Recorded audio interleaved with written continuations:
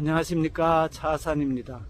최근 대법원장의 공석 사태가 장기간 계속됨에 따라서 많은 국민들이 염려하고 있습니다.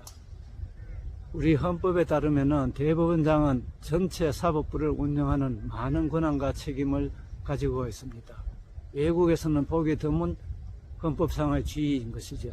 이와 같이 막강한 책임과 권한을 가진 대법원장을 잘 뽑아야만 나라가 편안해지리라고 생각을 합니다. 근데 어떻게 하면 저하는 훌륭한 사람을 뽑을 수가 있을까요? 아무리 머리를 맞대고 생각을 하여도 이것이 참으로 어렵습니다. 한때는 법조인들로서 구성된 선거인단에서 투표로 하자고 하여서 실제로 제2공화국 시절에는 그와 같은 움직임도 있었고 투표일까지 정해졌습니다만 5.16 사태로 그것이 좌절된 적이 있습니다. 3공화국에 와서는 법관추천회의라는 기구를 만들어서 뽑도록 하였습니다.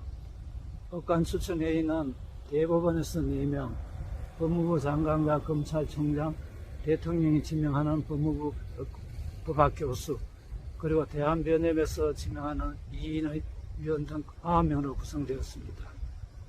소집한 대법원장이 퇴임한 뒤에 법관추천회의에서 후임자를 추천할 때 많은 잡음이 있었습니다만 결국 그때 당시 대통령의 뜻에 따라서 대법원장이 정해졌습니다.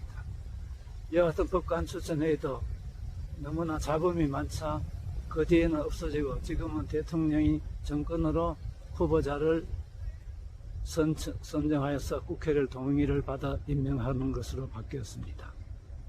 한때는 대법원장을 지명하기 전에 법조계 여러 원로들 모아서 여론을 수렴하는 등 여러 가지 절차를 거친 적이 있었습니다만 최근 몇 번의 경우에는 거의 밀실에서 후보자 선정이 이루어졌습니다.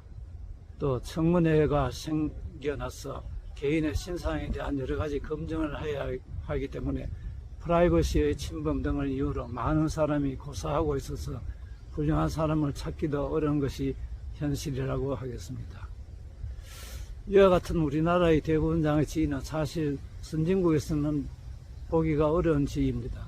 제 개인적인 생각으로는 대법원장은 대법원의 장으로서만 역할을 하는 것으로 역할을 줄이고 지방법원과 고등법원은 분권화하여서 각 지역에서 맞는 여러 위원회를 설정하여서 판사를 뽑고 또 정보를 하고 하는 것이 필요하지 않을까 이런 생각을 해봅니다.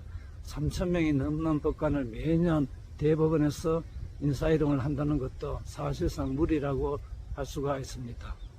또 고등법원과 지방법원 간의 교류를 차단하여서 법관의 인사이동의 수요를 많이 줄이는 것도 재판의 촉진을 위해서 필요한 것이 아닌가 저는 생각을 합니다.